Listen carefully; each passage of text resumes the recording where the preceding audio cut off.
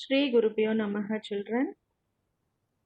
In previous chapter we discussed about the human evolution, isn't it? So in this chapter we are going to discuss about ancient civilizations. The learning objectives of this lesson is societies and its formations, and we are going to understand the development of civilizations. To learn about the ancient Egyptian civilization, Mesopotamian civilization, Chinese civilization, and we are going to gain knowledge about the Indus civilization. So these are all the various objectives we are going to discuss in this chapter. In this map, you can see the various parts of the world. So, how it was civilized, and what are the different forms of civilizations they experienced. And here you can see Egypt, and here Mesopotamia, and here Indus,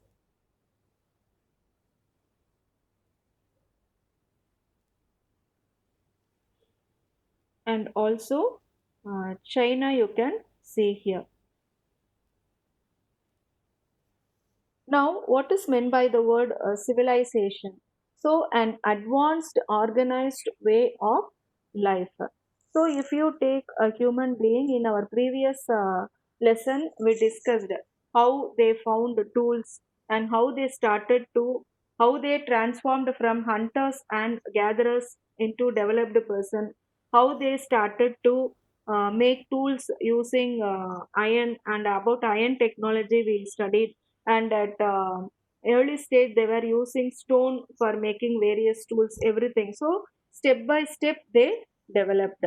So in a meantime they started to lead a very advanced life, and they started to lead their life in a planned way. So for that we are going to discuss about these four civilizations, that is Egyptian civilization, Mesopotamian civilization, the Chinese civilization, and the Indus civilization. So from a certain period to certain period, how the human beings developed themselves in various divisions, that and all we are going to discuss detail. As one of the oldest civilizations, the Egyptian civilization is known for its monuments, that is, architecture, agriculture, arts and sciences, and crafts at a very early stage itself. Actually, and now we are going to discuss about the geographical position of Egypt. Egypt lies in the northeastern corner of the African continent, and it is bounded by the Red Sea on the east and Mediterranean Sea on the north. Actually, Egypt is irrigated by River Nile, which originates in Lake Victoria in the north, and it flows into the Mediterranean Sea in the north. Lake Victoria in the south and flows into the Mediterranean Sea in the north. And deserts are there on the both sides of the River Nile. So this Egyptian civilization, it depends totally on the upon the flow of Nile River. So it is called the gift of Nile by the Greek famous historian called Herodotus.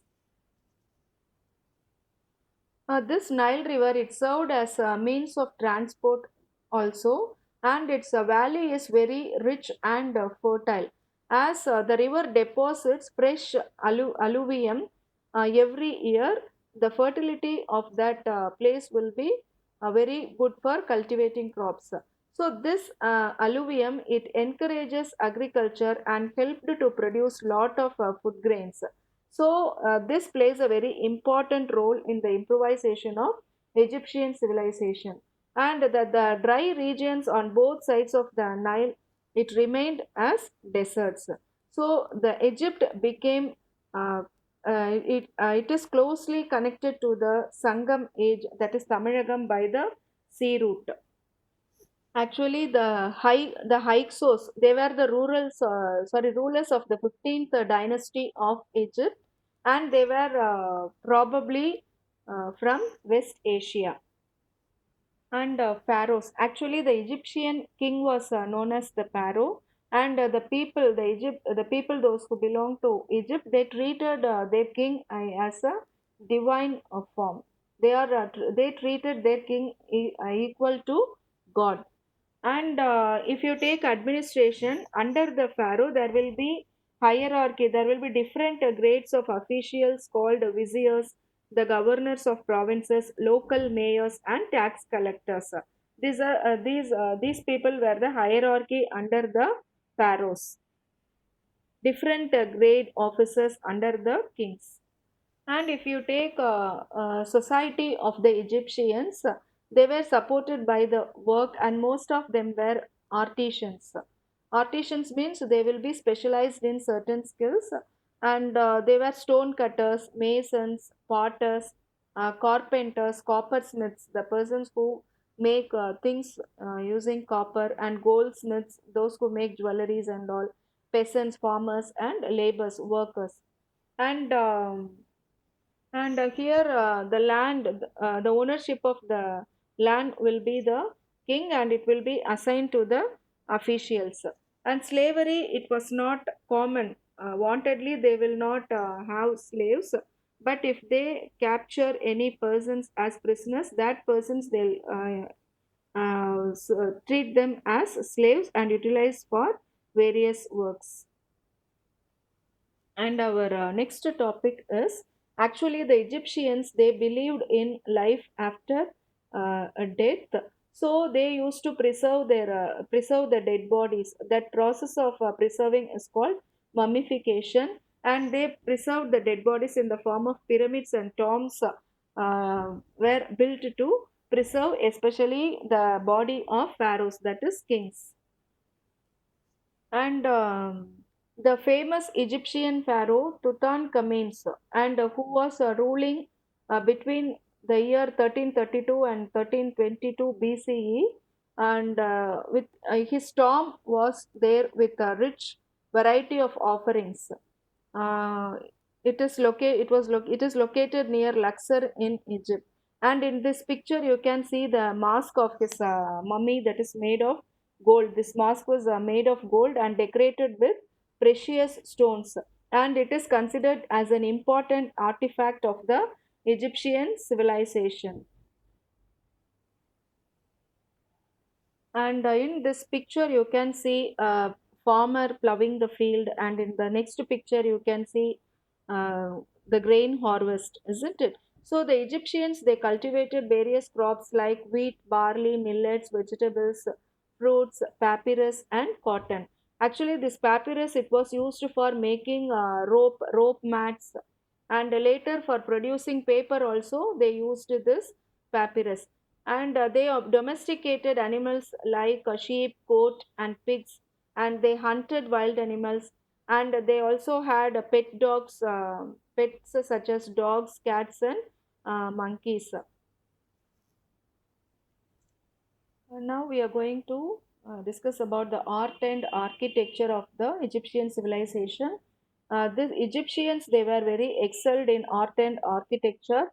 Actually, their writing is also a form of art, and we can see that in numerous sculptures, paintings, and uh, carvings and all, and it is attest to the artistic skills of the Egyptians. Their talents was shown in their skills, in that carvings, paintings, sculptures, and all. We can know their skills. Actually, Egyptians were excelled in art and architecture, I said. And if we take their architecture in this picture, you can see the Great Sphinx of Giza.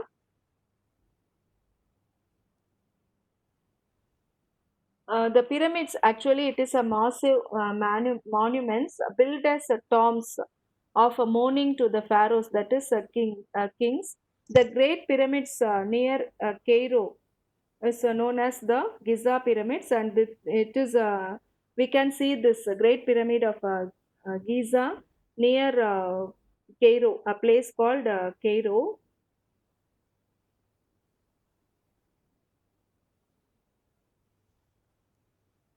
And the great Sphinx of Giza, it is a massive limestone image. Here you can see it is a massive limestone image of a lion with a human head. And it is dated to the time of Pharaoh, that is king called Khafre. And it is one of the largest sculptures of the world. And its measurement was 73 meters in length and 20 meters in height. And in this picture you can see that.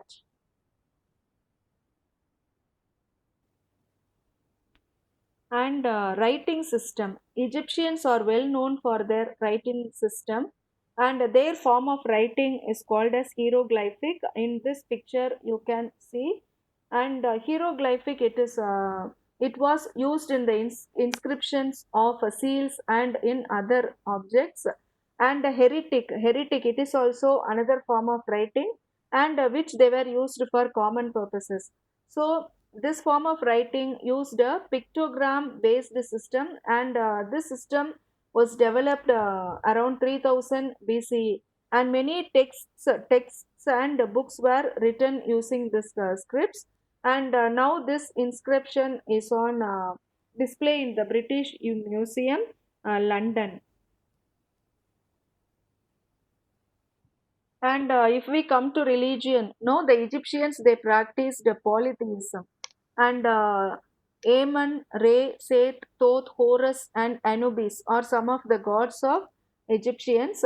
They worshipped many gods, but the sun god Re was the name of the sun god. He only considered as the first and foremost important god. And later on, the sun god was called as Amun.